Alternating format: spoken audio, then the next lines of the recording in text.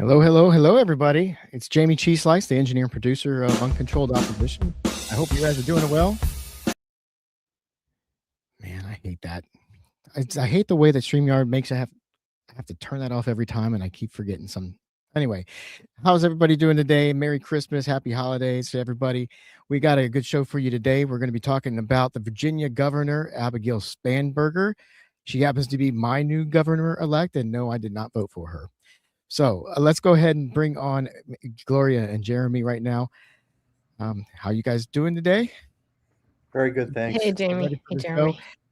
All right. So for everybody watching at home, if this is your first time watching Uncontrolled Opposition, we are a radio show first and foremost. And what we do is we have to record it for the radio, obviously, but we do it live here on YouTube and Rumble so that you can watch it at home uncut. But the radio audience gets the edited version of this. So you get all the mistakes and sometimes even bonus content. So with that being said, let's go ahead and get started. Gloria, take it away. Hey, everyone. Welcome to Uncontrolled Opposition, where together we battle mind wars with truth strikes. I'm Gloria Guillo, an investigative journalist, and I'm here with my co-host, Professor Jeremy Kuzmarov, managing editor of Covert Action magazine. Our producer and engineer is Jayme CheeseSlice. The opinions you hear are ours and that of our guest, but we don't have a guest today. Whoops. Not those of WBAI, the Pacifica Foundation, or the Progressive Radio Network. I'm just going to repeat that for Jayme. The opinions you hear are ours, and not those of WBAI, the Pacifica Foundation, or the Progressive Radio Network. This content is intended for informational and educational purposes only, and should not be interpreted as professional or legal advice. Listeners are encouraged to form their own opinions. Today's show is called Elected Spooks in Skirts, Lipstick on Pigs. We will focus on Jeremy's latest article in Covert Action magazine titled Election of CIA Agent as Virginia Governor Points to Growing CIA Involvement in Domestic Politics. You know the phrase, lipstick on pigs. Slap some lip gloss on swine and suddenly it's pageant ready. But in the grand theater of American empire, pigs aren't farm animals. They're the ugly underbelly of power. Wars dressed as liberation, torture as enhanced interrogation, bombs as precision justice, surveillance as safety nets. And who's applying the makeup? Women. Strong, trailblazing women in the intelligence community, selling us the sizzle while the steak rots, because nothing says girl power like fronting for a machine that grinds human beings and our rights into dust. Feeling liberated yet? Let's start with cars. Wait, not your sexy Porsche with the hot model, folks. I'm talking about the military-industrial joyride, where arms dealers peddle death machines like they're eco-friendly sedans. Think Raytheon or Lockheed Martin, hawking drones and missiles as smart tech, but who better to sell the ride than a woman at the wheel? Enter Gina Haspel, the queen of the torture program and cover-up back in 2002. She ran a CIA black site in Thailand, personally overseeing the waterboarding of suspects, 92 sessions on one man alone until he nearly drowned. That's not interrogation. That's medieval barbarism with a taxpayer-funded twist. And when the tape surfaced, Haspel drafted the cable to destroy them. 92 videos gone. Poof. Like a bad date. Fast forward to 2018. Trump nominates her as the first female CIA director. Senate confirms her 54-45. Suddenly, torture's got a feminine face. Progress. She's the lipstick on that pig, making the agency's dark arts look like empowerment. But hey, she doesn't believe torture works now. too late for the broken bodies. Now, bombs, drones raining hell from the sky, collateral damage be damned. The CIA is in the assassination business with women like Alfreda Bukowski watching torture sessions up close. She's known as the chief apologist for the torture program. Allegedly, she's the Maya character in Hollywood's Zero Dark 30, a film that justifies torture. But let's zoom in on the new guard, Alyssa Slotkin and Abigail Spanberger, the CIA Democrats who've traded spycraft for seats in power. Slotkin, CIA analyst from 2002 to 2005, did 3 tours in Iraq during the height of the war on terror. She was neck deep in counter-terror ops when black sites were buzzing. Now a U.S. Senator from Michigan, she's all about smart foreign policy and endorsing drone strikes and military aid packages that keep the bombs dropping in places like Yemen and Gaza. Spanberger, undercover ops in Europe 2006 to 2014, right when the CIA's torture prisons dotted Eastern Europe. She complains about political spying now, but her agency was the king of rendition and secret prisons. As Virginia's governor-elect, she's sold as a moderate mom who gets national security. Together, they push bills for more surveillance funding, framing it as protecting democracy. Bombs abroad, eyes at home, packaged with a smile. And surveillance? Oh, that pig never sleeps. The CIA's mass data, can't say this one. Sorry, Jayme. The CIA's mass data hoovering post 9/11 with women like Avril Haines, former director of national intelligence. She's known for being part of a team that oversaw the redaction of torture reports that turned 6,000 pages into 525 and was responsible for codifying drone rules. Now we have Tulsi Gabbard in this position. Gabbard's past position questioned broad surveillance law, FISA Section 702. But as DNI, she has supported preserving key surveillance tools that allow warrantless collection of communications about non-U.S. persons that can sweep up U.S. person data. This raises civil rights concerns, with privacy advocates arguing that Section 702, as currently implemented, can conflict with the Fourth Amendment protections without stronger warrant requirements. Slotkin and Spanberger, with their intel creds, sell it as feminist fortitude. We've been there. Trust us. It's for your safety. But it's the same old dragnet, vacuuming your data while they climb the ladder. From cars, these armored Humvees sold as freedom chariots, to torture chambers, bombs whistling down, and surveillance states, women like Haspel, Slotkin, and Spanberger are the lip gloss. They make empire look empowering, war profitable, cruelty compassionate, shattering glass ceilings built on shattered lives and rights. Feeling liberated yet? Or just smeared with lipstick? Thank you. Jeremy, please discuss your article with our audience. Thank you. Sure. And well, we can add figures like Samantha Power, to your discussion, Hillary Clinton. These are among the leading warmongers. Samantha Power was so hawkish, much more hawkish than the conservative male military generals who warned against a war in Libya. And she was a zealous war hawk in the Obama administration, having written a work of scholarly fraud as a Harvard professor called The Problem from Hell, America in the Age of Genocide, which basically argued for human rights reasons the U.S. should bomb countries around the world to stop genocides.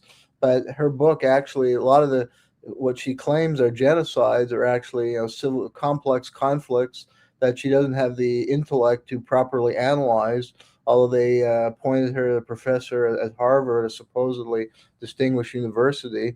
And she's among the most hawkish figures who've been in the U.S. government. Hillary Clinton was known as Hillary the War Hawk, and there was a good article in the New York Times Magazine. I mean, it's not a secret her hawkish views, and her role as the architect also of that calamity in Libya, and her support for all kinds of other wars going back to the 90s. So, I mean, some thought the feminist movement would lead to women humanizing public policy, but we've seen that women could be as ruthless as men, or as you say, they put a gloss on policy to make it look more humane when really these are brutal imperialistic policies. And yeah, to relate it to Well, one thing I just want to interject, just for clarity, is that there are very compassionate women in the military, and I'm sure in intelligence also, but they're not the ones promoted. The same way, there's many men in the military and in intelligence that are very compassionate. Again, they're not promoted.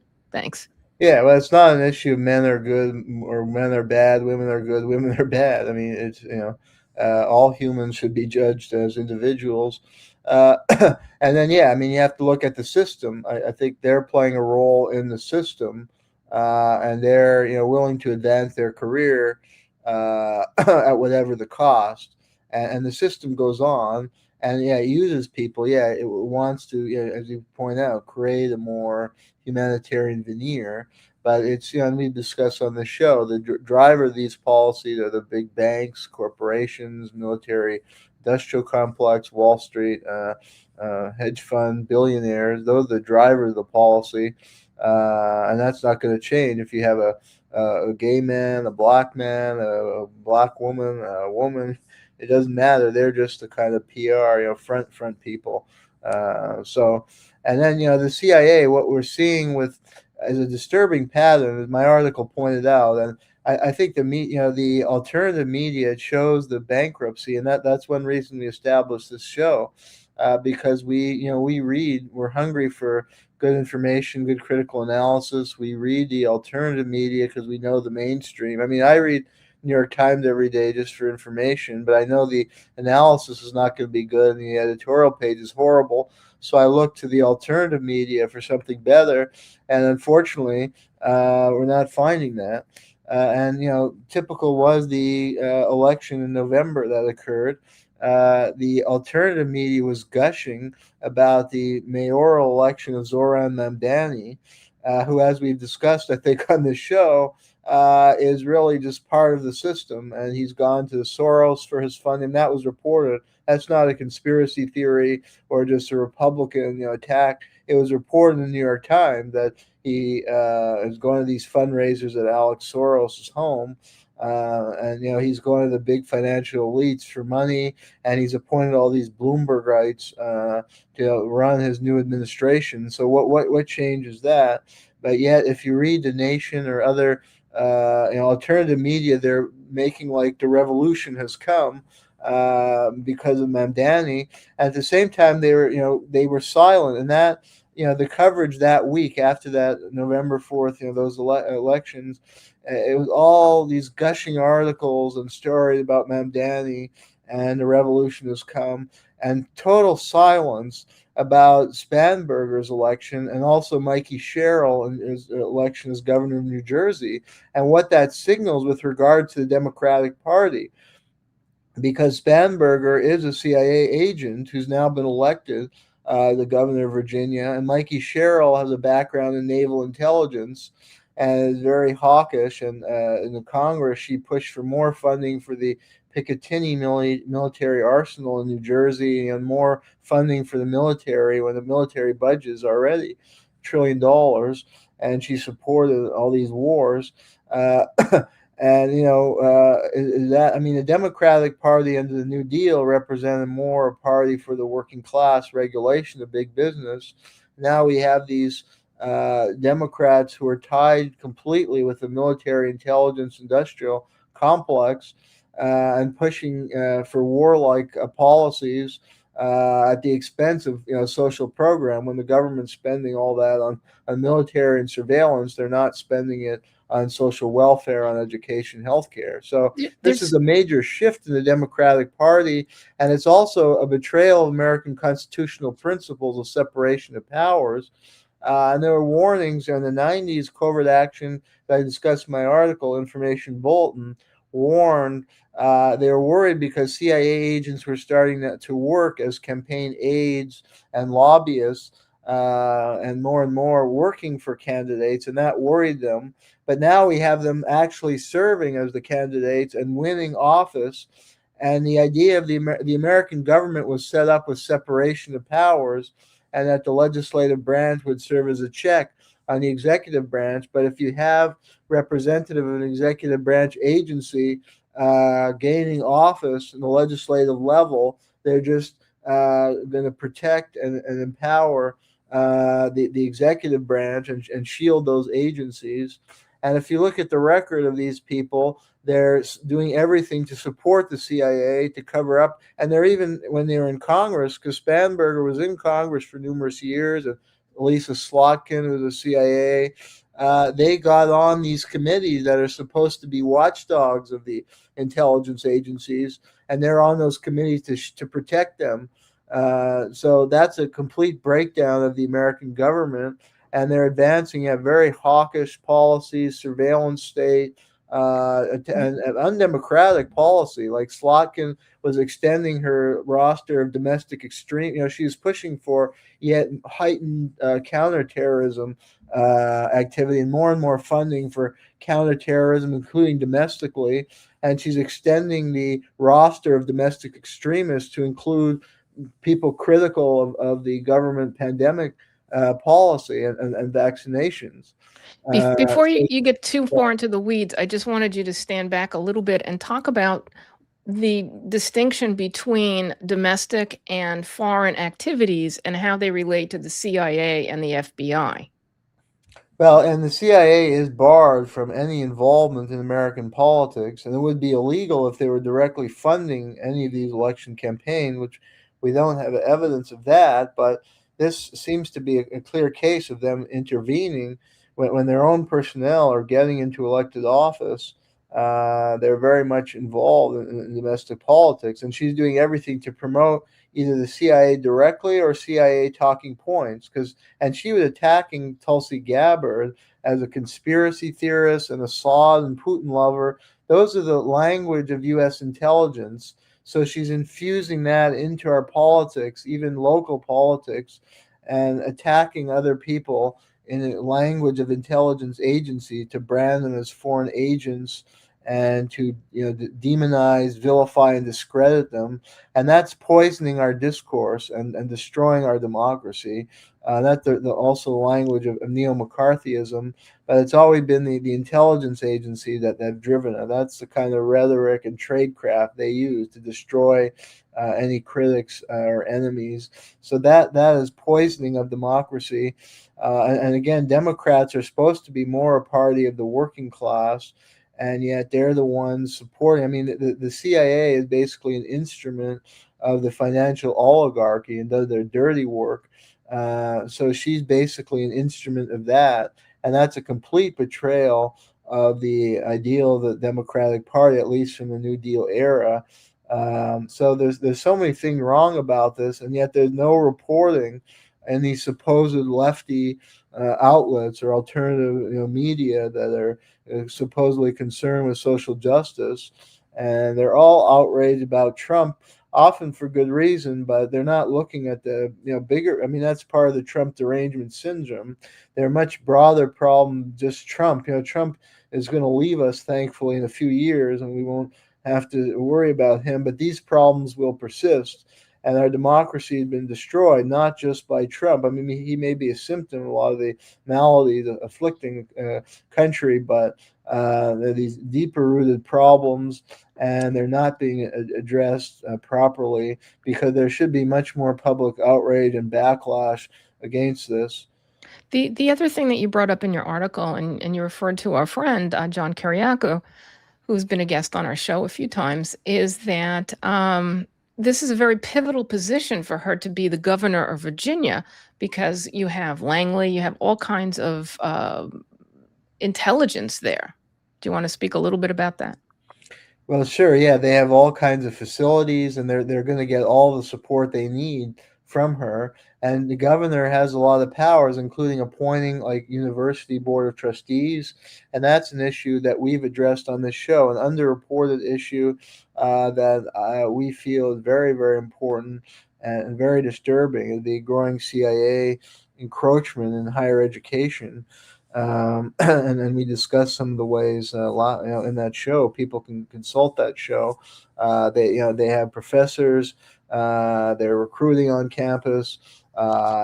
These professors are promoting CIA propaganda, not real education. They establish these front committees like the Committee on Foreign Relations to go into cities and supposedly host educational events when really they're advancing CIA propaganda and outright bringing CIA officers, NED people, and censoring any critical or left of center viewpoints. So that will grow worse. With Spanberger has the ability to appoint the board of trustees and establish more control over these universities, and they're even running covert operations, as we discussed. And MIT was used as a front for covert military operation into Ukraine, disgracefully. And the Russian studies field has long been corrupted by the CIA. So this is very disturbing. And the governor, she's going to appoint more pro-CIA, further the takeover. Another thing I pointed out in my article was that she has already been criticized for her appointment as the head of the Virginia, the Department of Homeland Security, a guy who served in the front lines of the war on terror in the Middle East. And then when he was heading the FBI's Richmond, Virginia office, he started planting CIA agents in churches. And they were accusing certain Catholic groups of being domestic extremists. And you have FBI agents going undercover now in churches in Virginia. And this is signs of a police state.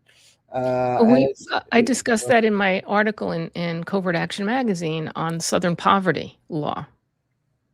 Yeah, and that's a long-term problem. That actually, there's an outstanding book I've assigned a student by Alfred McCoy called Policing America's Empire, and he shows how these officials who were in the colonial Philippines developed these undemocratic and violent methods for countering the Filipino insurgent movement. Then they came back to work in police forces in the United States and to establish this draconian surveillance network and to infiltrate. They're basically they learn all these methods for subduing an insurgency, and then they come home and use it on American citizens. And American policing evolves into a very undemocratic way. That's something I also chronicled in my book, Modernizing Repression, of these police advisors on the front line of the Cold War. So we're seeing that continuous pattern, and it's corrupting our police forces and leading to undemocratic police methods and intrusive surveillance, even in churches. So these are disturbing patterns, and people like Spanberger, who come from these agencies, who really advance undemocratic methods, the way they run, and then they're on the front line of all these dirty wars overseas, where they use these dirty methods, and those methods are more and more coming home into America. Americans should stand against these kind of candidates and against this disturbing phenomenon of the CIA running its own candidates in elections. And it showed the complete takeover of the military CIA complex of American politics and government, and destruction of democracy. And it's not just about Trump coming in as a dictator. This is more systemic. And there needs to be a pushback against this. A new church, as I call for in the article, a new church committee to investigate and expose this and reestablish the separation of powers. You noted an article that was published in 2018 that discussed over 50 Democratic candidates with military intelligence backgrounds. Correct. There was an important study, and it was published by an author associated with the World Socialist website, which has a lot of very good articles that I would highly recommend. I don't always agree with their positions, but they've got a lot of good, very informative pieces. And yeah, this report, which is very, very detailed, and I have a print copy, and this was about written during the 2018 election. He did the research and uncovered that there were 50 candidates for the Democratic Party who had deep ties, who either worked for the CIA, NSA, or had background in some kind of intelligence background, some military intelligence. Like Mikey Sherrill was in that book, and she was a congressman for numerous years from New Jersey, and now she's the governor.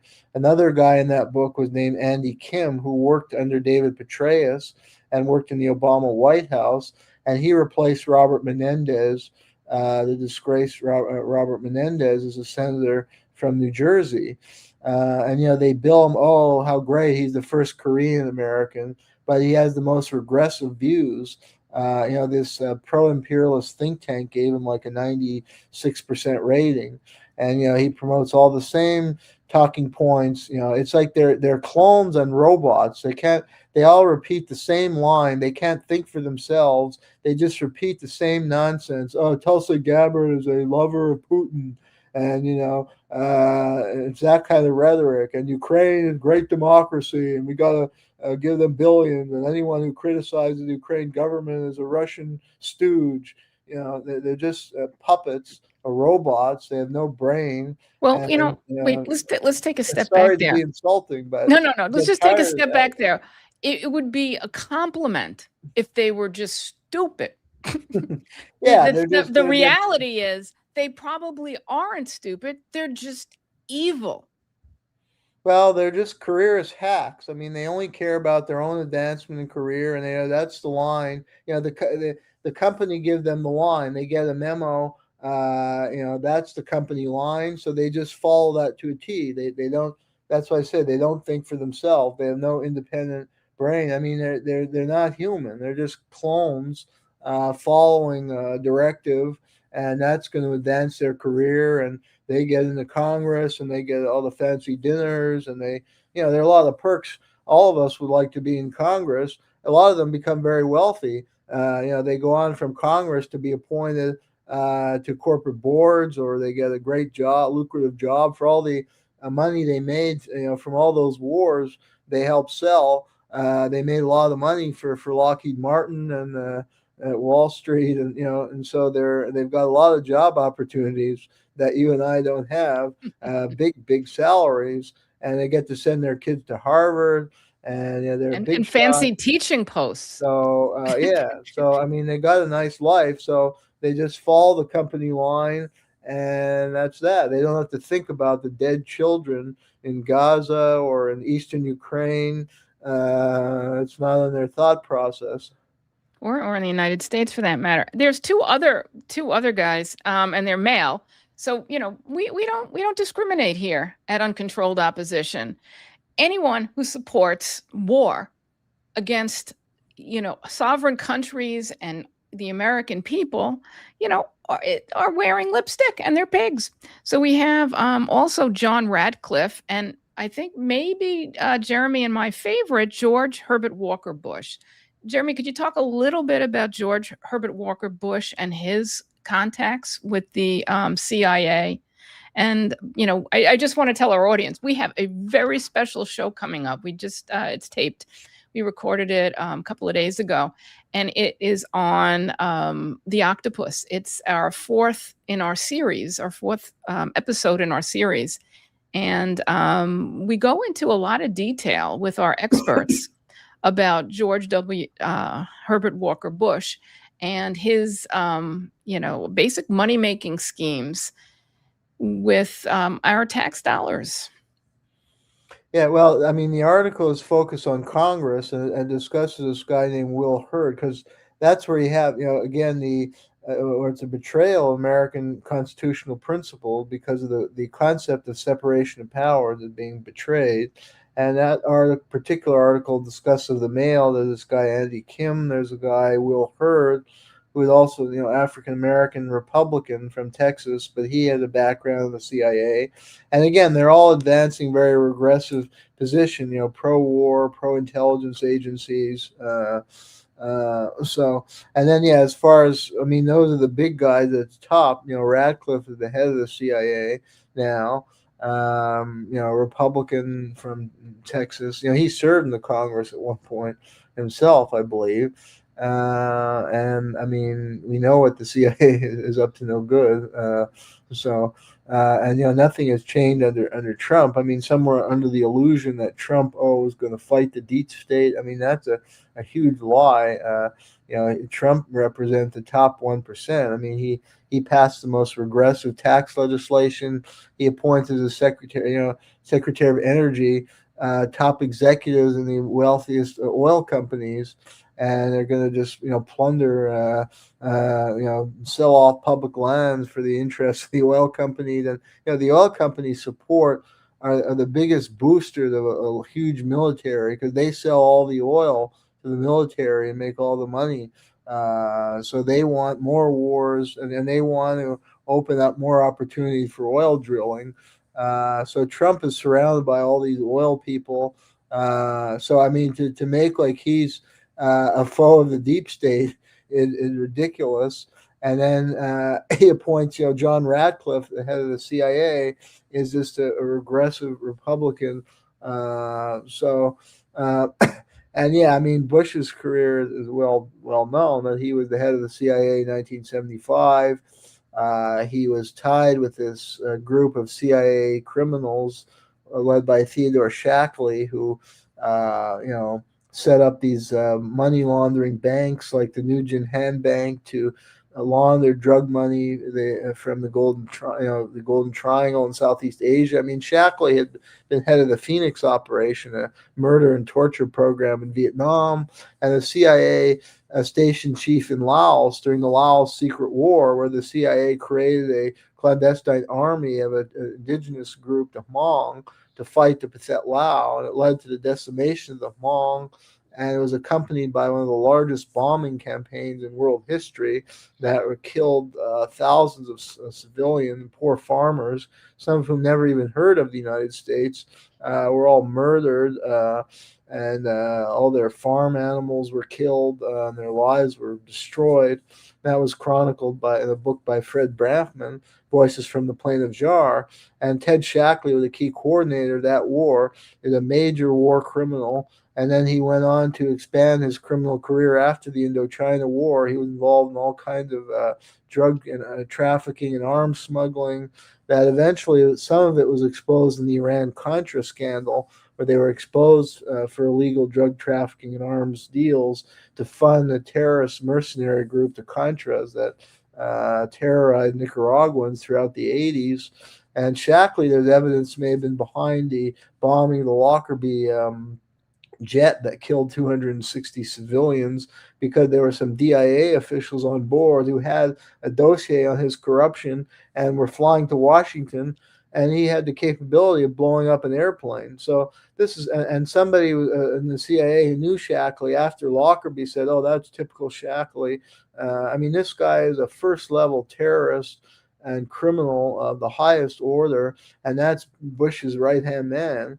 And Bush was the head of the network that carried out the Iran-Contra crimes.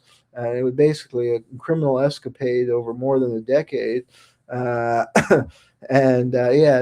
Next week's episode has evidence implicating him in major money laundering and trillions, folks. This is a good one. This is the big league of crime, and that's the CIA evolved. Sadly, I mean, it was set up as an intelligence gathering agency. And I had an article last week about a visionary congressman named Vito Marcantonio, who sets a standard. That's what we should look for in a congressman. This guy was beloved by his constituents. He served the district in East Harlem, a poor working class community, and he fought every day for his people, and they loved him. He would help out people.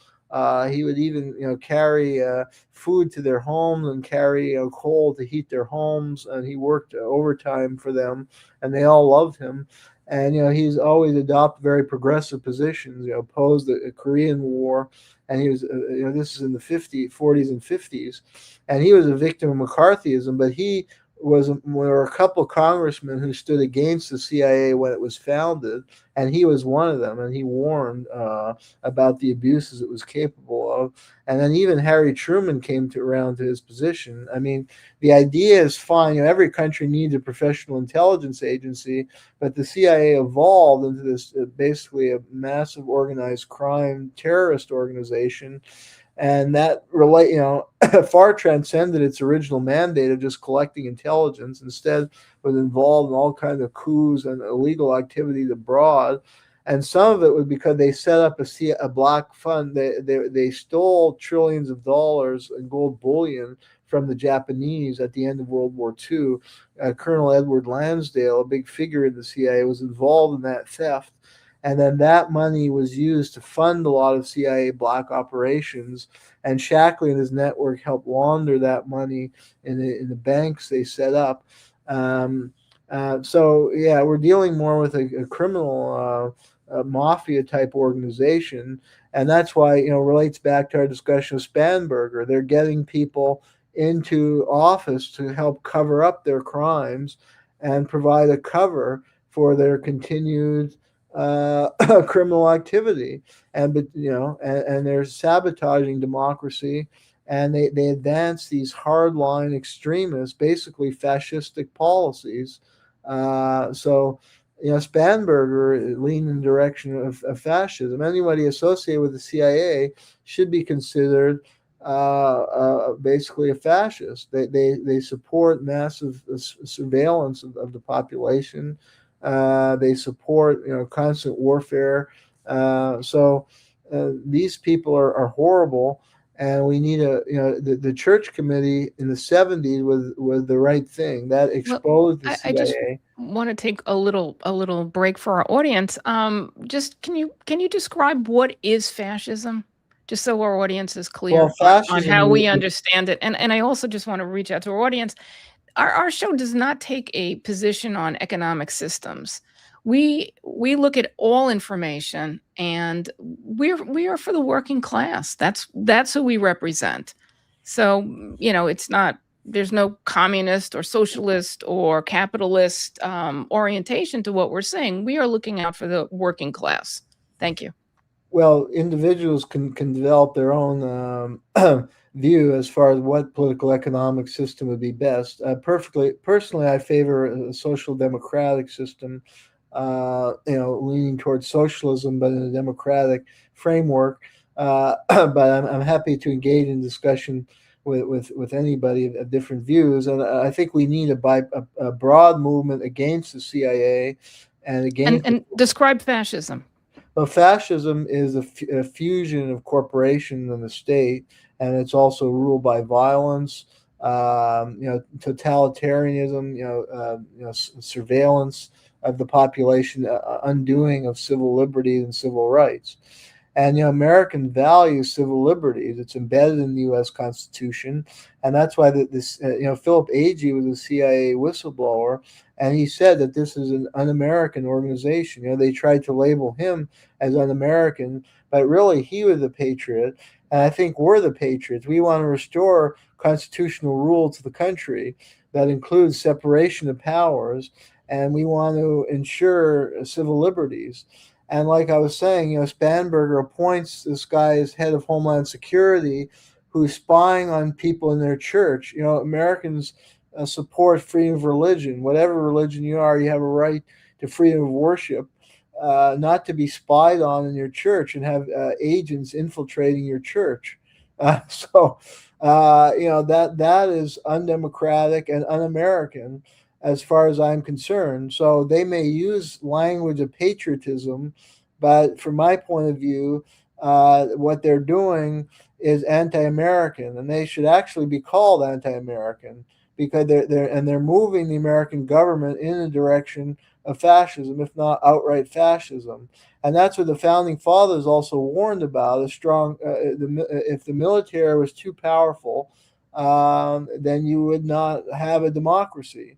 And that's what we're warning about on this show. So we're patriotic. We want the American system. We don't want a fascistic system with this military that is used not for national security, but to terrorize people, whether in the Middle East or Eastern Ukraine, and to spend $1 trillion on the military when you have terrible problems at home, whether poverty, homelessness, underfunding of public schools. That's also a disgrace. So, and failing infrastructure and industry. I mean, we need to have industry. We need to yeah, have and these kind of leaders are functional not talking. infrastructure. They claim to be, the Democrat for the working people, or against the plutocracy of the Trump, but the policy they're advancing are more fascistic type policy. I mean, you saw that with Obama on the drone war, and I mean his war on whistleblowers, and Edward Snowden. I mean, that there's a patriot. He was an insider who saw these illegal surveillance operations that were being carried out, and the spying on all Americans. And then they seized his passport, and Obama was prosecuting him under the Espionage Act. He was going to be given a life sentence. So this is what should horrify Americans, and that's the kind of government that Spanberger will deliver. She's of that. Obama was a CIA Democrat too. He was the big time, and so was Clinton. Clinton was. See, this is a hidden history that Jeremy has great books on all of them. Jeremy, talk about your books. Yeah, and I did my research, and as I say, I'm left leaning, but these leaders are not leftists. And Clinton and Obama were both well established that they're tied with the CIA. Clinton was recruited as a student at Oxford. He went into a mission in Russia to smuggle Nikita Khrushchev memoirs. And then in the 80s, he oversaw a huge covert operation for the Iran-Contra to support the Contras with arms out of the western part of Arkansas, Mena, Arkansas. And it also brought a lot of drugs into Arkansas. And Obama's family is connected to the CIA.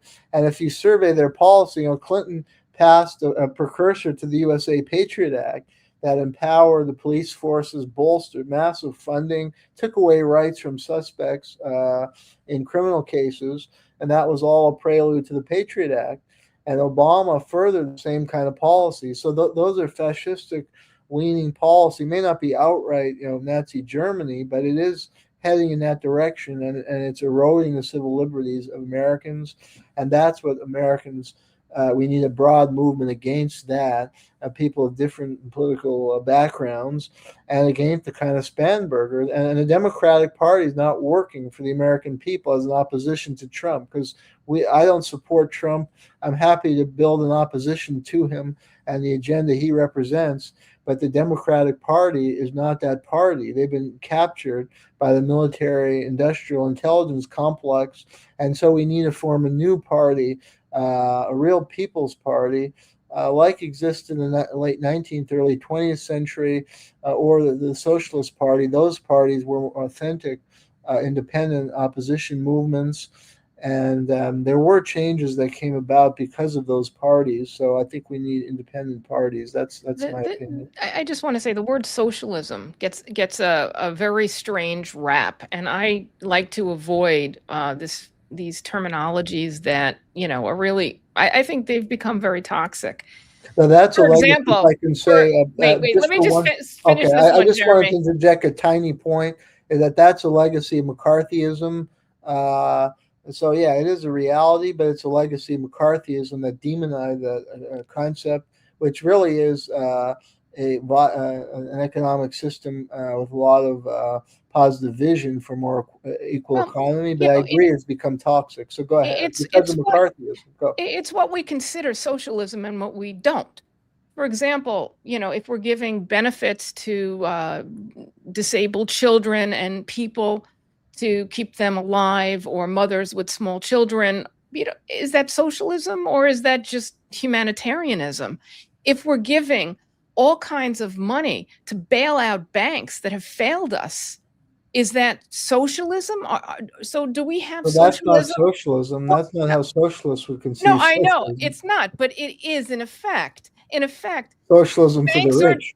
exactly. So that's my point. My point is in the United States of America, we have socialism, but it's socialism for the rich and the oligarchs. They can't fail. You steal from the American public, you misappropriate funds, you make bad decisions, and we don't prosecute you. We reward you. We give you golden parachutes. So I think it's extremely important to understand that these terms should really not be used, in my personal opinion. What we should look at is what they are and who they benefit. And we want humanitarian programs for the American public, and we want humanitarian programs for the world. And if that requires, certainly bailing out banks is not a humanitarian program, but yet it is a socialist program, the way it's worked out. Thank you. Yeah. Well, the bottom line is that, related to our discussion today, is that the Democratic Party has been captured, and this should be reported on in independent media, and we need a movement to push back against that phenomenon. And we need, I think, a new party. People can't just continually think voting Democrat is going to make any change. When the party direction is signified by, from my point of view, the Spanberger Cheryl election was very telling of where the party's been going. And if you followed the last election, the 2024, the convention they had Leon Panetta as the host speaker. He was a keynote speaker, the former CIA director, and he was praising Ronald Reagan. This is at a Democratic Party convention. And Reagan was considered far right at his time. You had the moderate Republican with Eisenhower and Nixon, and Reagan was on the far right of the party in the 1960s. Now the Democratic Party is quoted a CIA director quoting favorably Ronald Reagan. And Kamala Harris's speech, when she criticized Trump, she mocked him for visiting North Korea and actually meeting with the North Korean leader. That, and again, I think Trump is horrible. I agree with people on that. He's a horrible human being, horrible leader who served the 1%.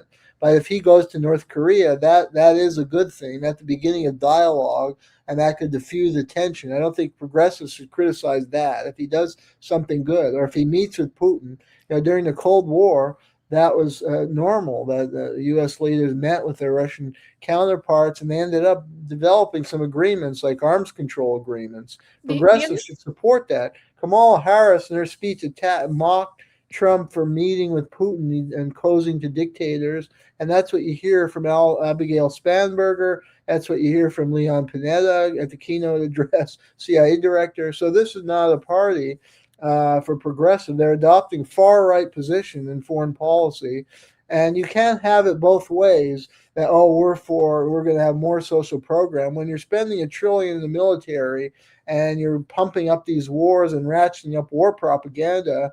You're not going to be able to address the need of working people. And even Bernie Sanders and AOC have gone that route with the Russophobia and the rhetoric of propaganda. That's what builds support for the war, the military complex. So we got to the thing. I just want to clarify for our audience is we are all over Joe Biden. I mean, this is not a Trump derangement syndrome, speech here by Jeremy. We were all over Joe Biden. So, we have equal opportunity here to look at whoever our leaders are and to see them wholly. And we, and I'll speak for myself, I believe our leadership is beholden to the oligarch, to the ruling elite, to the predator class.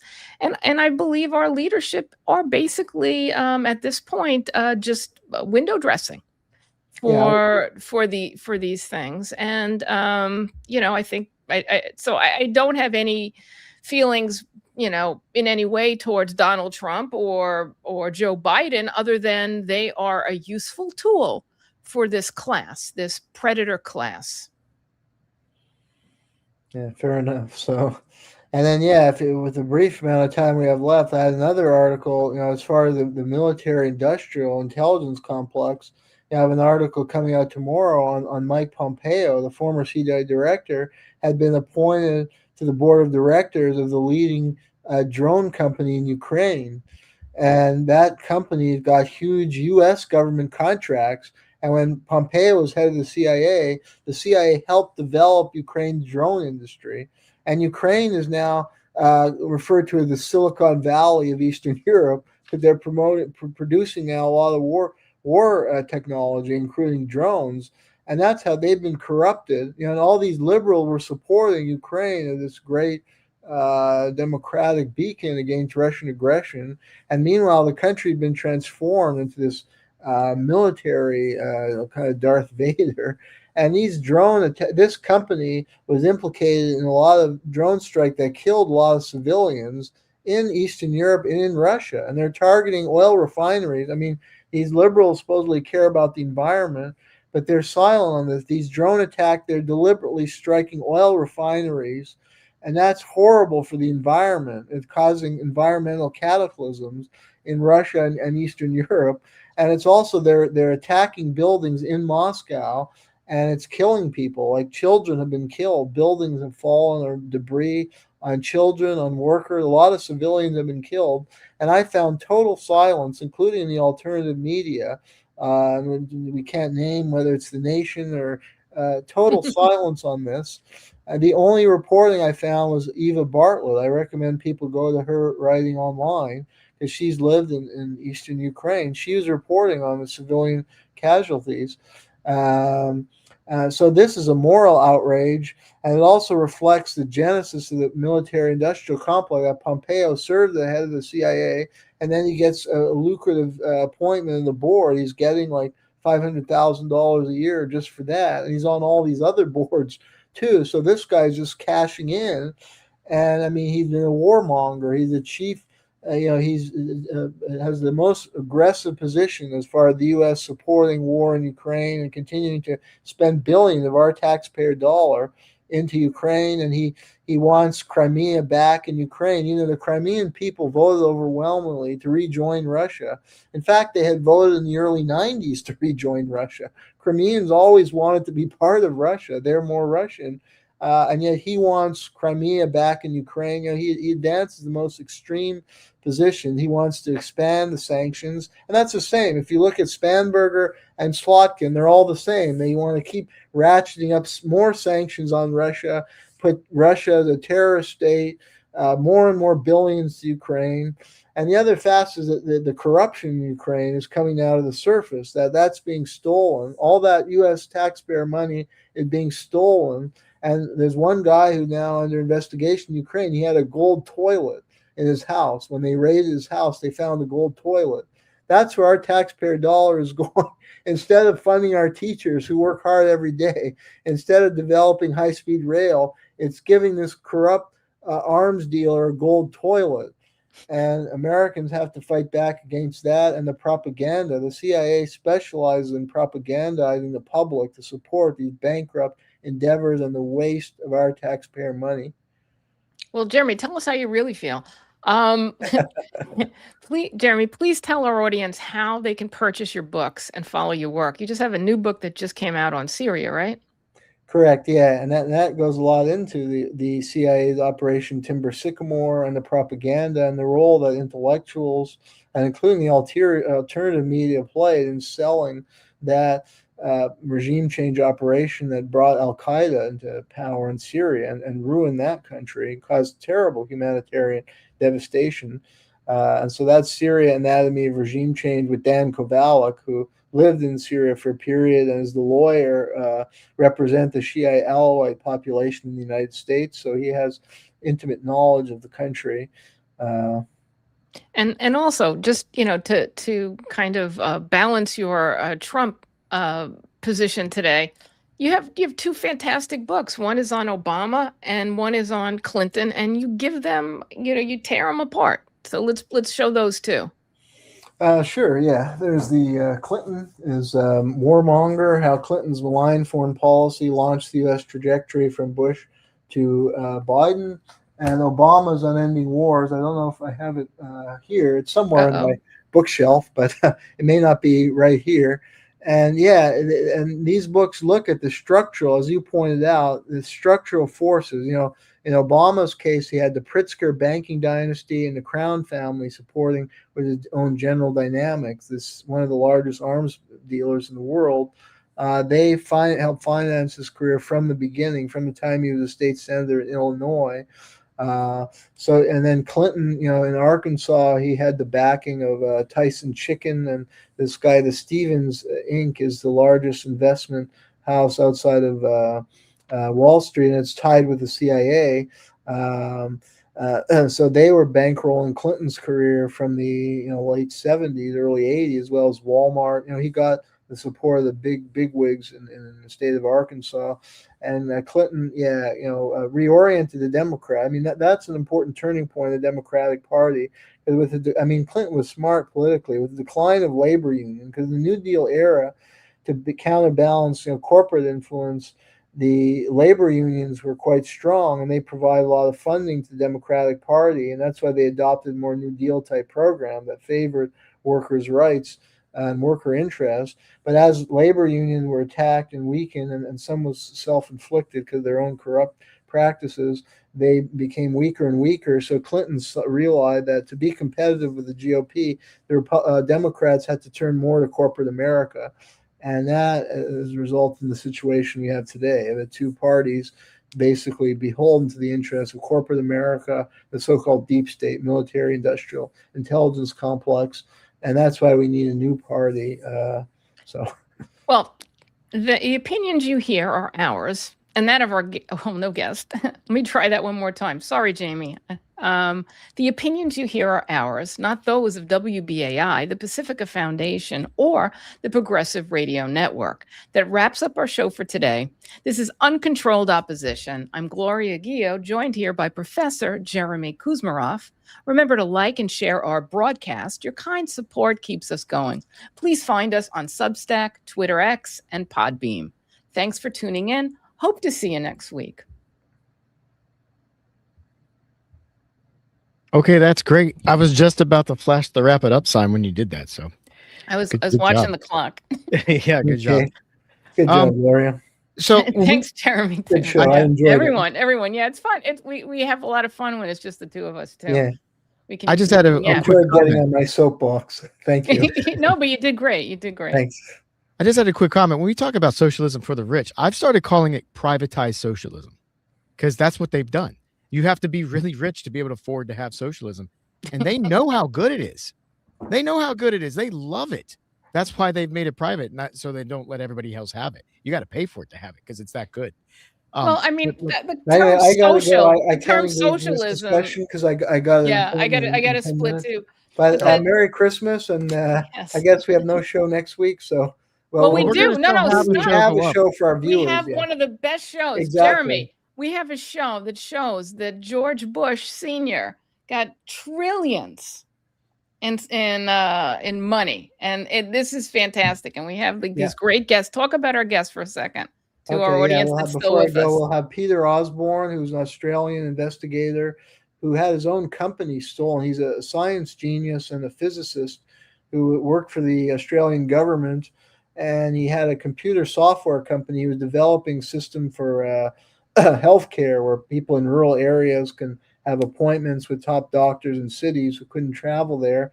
And this was years before COVID. This was very innovative, in the late 90s. And the CIA got wind of his company and stole his company and all the software he used for it.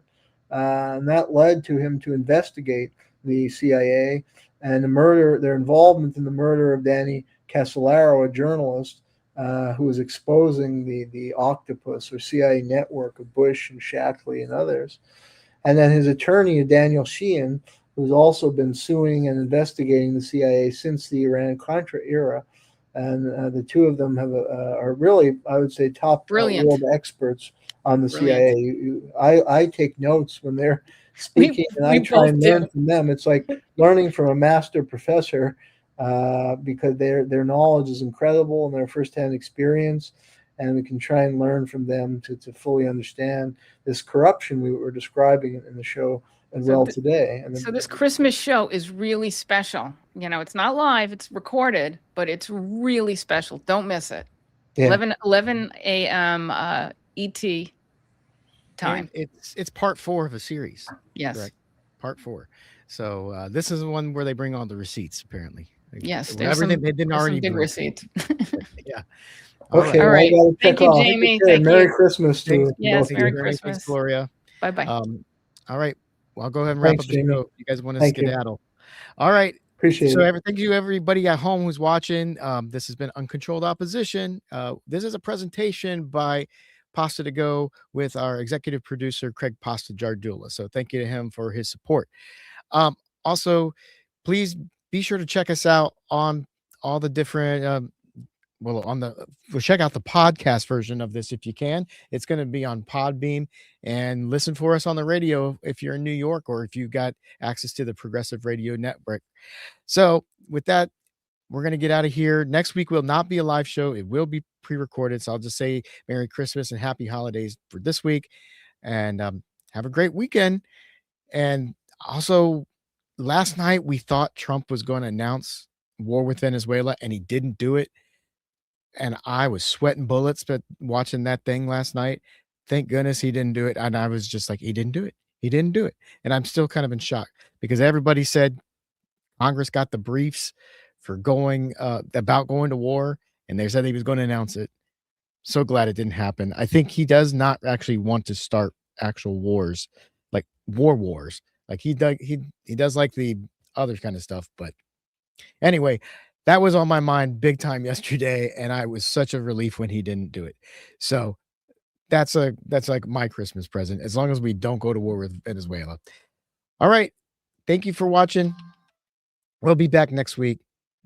Have a good one.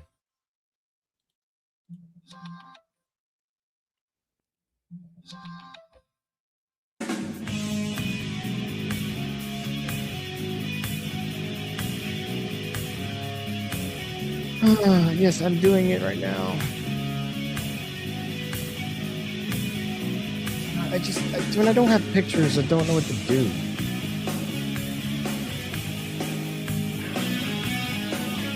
I set up screens. I just haven't set up the.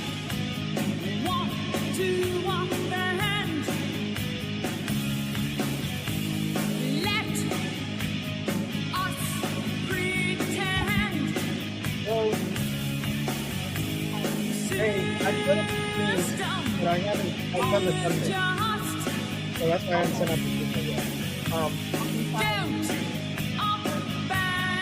Yeah, it's just I just put up the thing. I don't have the thumbnail yet. I don't have the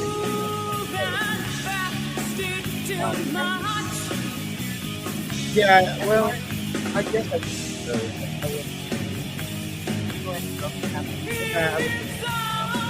but I'll take it.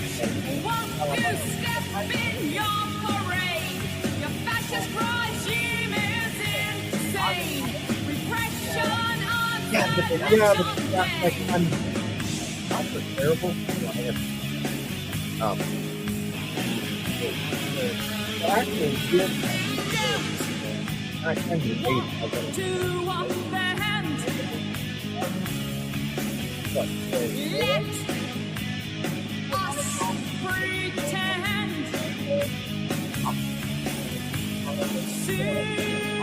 System is just